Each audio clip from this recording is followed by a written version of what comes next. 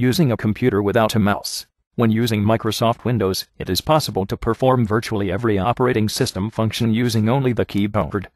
As tracking a mouse is impossible for individuals who are blind, this is the method individuals who cannot see the screen employ to operate their computer.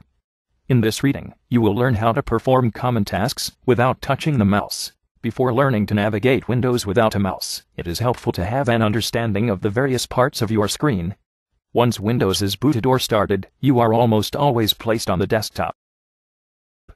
The desktop takes up the majority of your screen and contains icons that are used to start programs.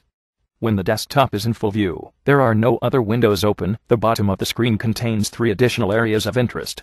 These are the Start button, the taskbar, and the System tray. Each of these areas will be discussed below. To ensure you are on the desktop, you can always hold down the Windows key and press the letter D. From now on, this type of key combination will be written as Windows D. Once you are on the desktop, the arrow keys can be used to traverse the icons. As each icon is selected, it is highlighted. It is also possible to select an icon by typing the first letter of its name. If your desktop contains several icons that begin with the same letter, pressing the letter repeatedly will cycle among these icons. To start the program associated with the highlighted icon, simply press Enter. The application will open in a new area of the screen or window. Usually, keyboard focus will also be given to the newly opened window.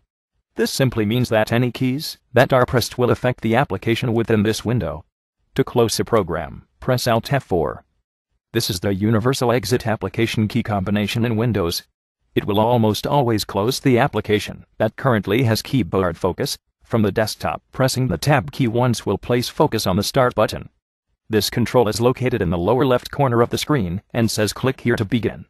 The Start button is used to open the Start menu, which contains additional programs, the Windows control panel, and other useful items. When it has focus, pressing Enter on the Start button will open the Start menu. On many modern keyboards, it is also possible to open the Start menu from anywhere within Windows simply by pressing the Windows key. The Windows key is located between the Control and Alt key on the bottom row of keys on the left side. Once the Start menu is open, the up and down arrow keys can be used to navigate through the list of options. Items that have a triangle pointing to the right next to them indicates the presence of a submenu. When this item is highlighted, pressing the right arrow will open this submenu and reveal the additional options. It is then possible to use the up and down arrows to move through these additional options. To close the submenu, press either the left arrow or Escape key. Pressing the Alt key at any time while navigating the Start menu will close the entire menu and place focus back on the Start button. Pressing the Tab key from the Start button, the Start menu must be closed, places focus on the taskbar. In Windows, the taskbar is used to show what programs are currently running. All of the programs that are listed on the taskbar are minimized. This means that their window has been shrunk into an icon on the taskbar. Pressing the left and right arrow will cycle through this list of minimized applications. Pressing Enter on any of these items will enlarge the application window so its contents can be viewed.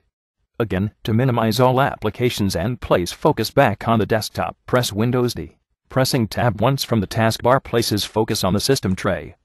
The System tray is located in the bottom right-hand corner of the screen and contains icons for things that are always running. This might include the clock, the volume control, and a battery status monitor for laptop computers.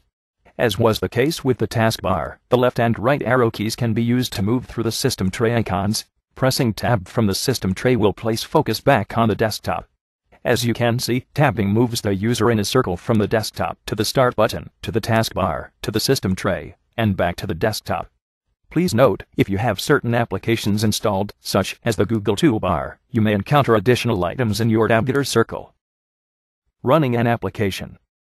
Now that we have a working knowledge of the desktop layout, it is time to run an application using only the keyboard. There are several ways this could be accomplished. If the program we wanted had an icon on the desktop, we could move to the icon and press Enter. If there were no desktop icon, the Start menu could be used. Almost every application that is installed on your computer is listed in the Start menu. Depending on what version of Windows you are using and how it is configured, the program you are after may be listed under the All Programs submenu. This submenu may also be called Programs. A third method for launching a program that is not currently active is using the Windows Run dialog. If the program's exact name is known, this dialog offers a quick way of starting the application. To reach the Run dialog, hold down the Windows key and press R. The Windows Run dialog should appear. Now, just type the name of the program you want to run and press Enter. For our example, type Notepad and press Enter. This will launch Notepad, the mini word processor that is built into every version of Windows. As mentioned above, when a program is started, it is usually given keyboard focus. This means that if you were to start typing or issue a keyboard command, at this point, Notepad would obey. When this application is started, focus is also placed in the text edit area. This allows you to start typing text. Pressing the Alt key one time will move focus to the menu bar. This is the horizontal line of options that appears at the very top of the screen.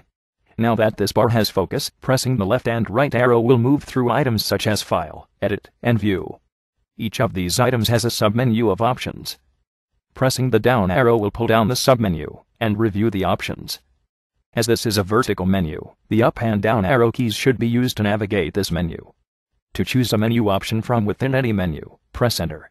To close the menu without selecting an option, press the Alt key once again. This will place focus back in the typing area. There is a quicker way to open a menu within most Windows applications. As you look at the menu bar, notice how each item has a character that is underlined. This is usually, but not always, the first letter of the word. For example, the F in File is underlined. Pressing Alt in combination with this key will immediately pull down the submenu associated with this menu. So, pressing Alt F will open the File menu in almost every Windows application. While the File menu is open, notice that certain options within the menu have keystrokes written next to them. Print, for example, has the keystroke Control P. This keystroke can be used from the text edit area to print a document. This eliminates the need to use the menus entirely. Learning to use a computer without a mouse takes time and practice. You will want to try all of the keystrokes presented in this presentation. If you have Windows Vista operating system, you will need to recognize that some items shown may appear slightly differently than in Windows XP. The fundamental keystrokes will be the same. End of presentation.